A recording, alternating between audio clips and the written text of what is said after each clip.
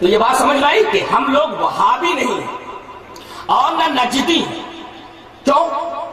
اس لیے کہ عرب میں ایک عظیم مفکر اور مصلح پیدا ہوا تھا جس کا نام تھا محمد ابن عبد الوہاب. یہ عرب کے ایک ایریے نجد میں پیدا ہوئے تھے، اسی وجہ سے ان کو نجدی بھی کہا جاتا ہے. نام کیا تھا؟ محمد. باپ کا نام کیا تھا؟ عبد الوہاب. پیدا کب ہوئے؟ 1115 ہجری کے اندر. اب ان کا نام محمد، تو ان کی طرف اگر اہل حدیثوں کو منسوب کر کے بولنا ہے تو محمد ہی بولو، اس لیے کہ ان کا نام محمد تھا. اور اگر باپ کی طرف منسوب کر کے ہم کو وہابی کہا جاتا ہے تو ان کے باپ کا نام تو وہاب نہیں تھا، عبد الوہاب تھا، تو عبد الوہاب ہی بولو، اس لیے کہ ان کا نام عبد الوہاب تھا، وہاب نہیں تھا.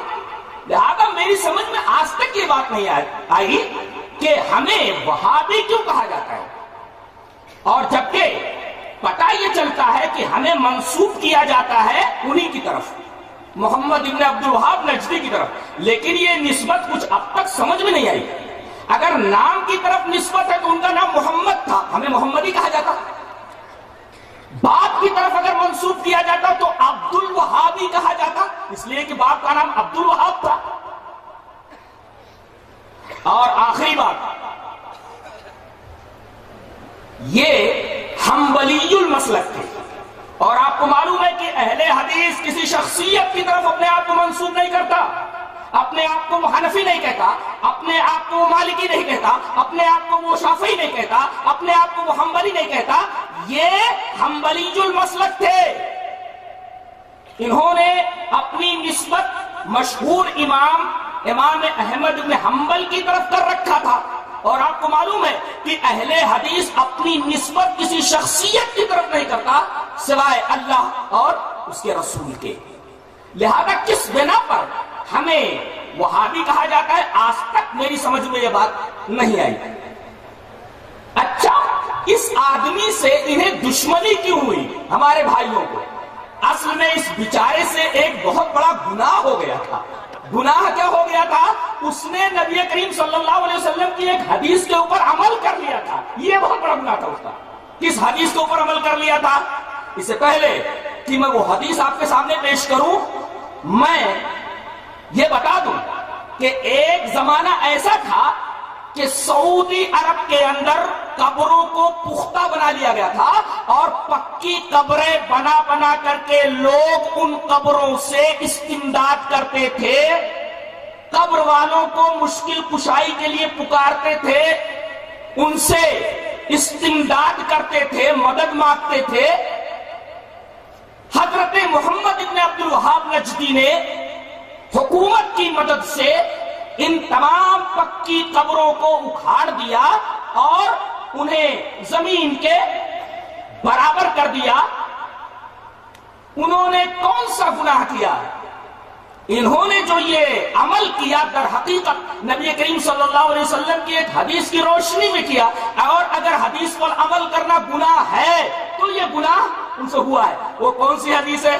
حدیث اس طرح، وان ابی الحیاج الاسدی قال قال علی رضی اللہ تعالی عنہ الا ابعثک الا ما بعثنی علیہ رسول اللہ صلی اللہ علیہ وسلم اللہ تدع تمثالا الا تمسته ولا قبرا مشرفا الا سويته. رواہ مسلم فی کتاب الجنائز. حضرت امام مسلم رحمہ اللہ اس پوری حدیث کو ایسے ہی مسلم کتاب الجنائز کے اندر لائے. راوی حضرت ابو حیاج اسدی ہے. حضرت ابو حیاج اسدی سے روایت ہے، وہ کہتے ہیں کہ نبی کریم صلی اللہ علیہ وسلم کے داماد محترم حضرت علی رضی اللہ تعالیٰ عنہ نے مجھ سے کہا کہ ابو حیاج، کیا میں تجھے ایسی مہم کے اوپر نہ بھیج دوں جس مہم کے اوپر خود جناب محمد رسول اللہ صلی اللہ علیہ وسلم نے مجھے بھیجا تھا؟ ابو حیاج نے کہا کہ اے نبی کے داماد محترم، جس مہم پر نبی نے آپ کو بھیجا تھا، اگر آپ مجھے بھیجنا چاہتے ہیں تو یہ میرے لیے سعادت کی بات ہے. وہ مہم کون سی تھی جس مہم پر نبی نے آپ کو بھیجا تھا؟ تو حضرت علی رضی اللہ تعالیٰ عنہ نے فرمایا کہ میرے نبی نے جناب محمد رسول اللہ صلی اللہ علیہ وسلم نے مجھے ایک مہم کے اوپر بھیجا تھا کہ جو اسٹیچو نظر آئے اسے تو برابر کر دے، اسے مٹا دے، اور کوئی بھی ابھری قبر نظر آئے تو اس ابھری قبر کو برابر کر دے۔ وَلَا قَبْرًا مُشْرِفًا إِلَّا سَوَّيْتَهُ، کوئی بھی ابھری قبر نظر آئے تو اس کو برابر کر دے۔ اگر محمد ابن عبد الوہاب نجدی نے اگر پکی قبروں کو توڑ کر کے انہیں برابر کر دیا تو یہ تو نبی کریم صلی اللہ علیہ وسلم کی ایک حدیث کے اوپر عمل کرنا ہوا۔ اگر اس وجہ سے لوگ محمد ابن عبد الوہاب نجدی کو برا کہتے ہیں تو وہ اپنے ایمان کی خیر منائے، اس لیے کہ بات کہاں پہنچ رہی ہے؟ یہ بات نبی کریم صلی اللہ علیہ وسلم تک پہنچ رہی ہے کہ وہ کام آپ نے اپنے داماد محترم سے کروایا جو کام حضرت محمد ابن عبد الوہاب نجدی نے کیا۔ ثابت کیا ہوا کہ ہم وہابی نہیں ہیں۔ کیوں ہمیں وہابی کہا جاتا ہے؟ آج تک یہ بات میری سمجھ نہیں ہے۔ اور نہ ہم نجدی ہیں، اس لیے کہ جب ہم کسی شخصیت کی طرف اپنے آپ کو منسوب کرتے ہی نہیں ہیں تو وہابی کہنا ہم کو اور نجدی کہنا کیا معنی دار ہے؟ کیا مطلب ہے؟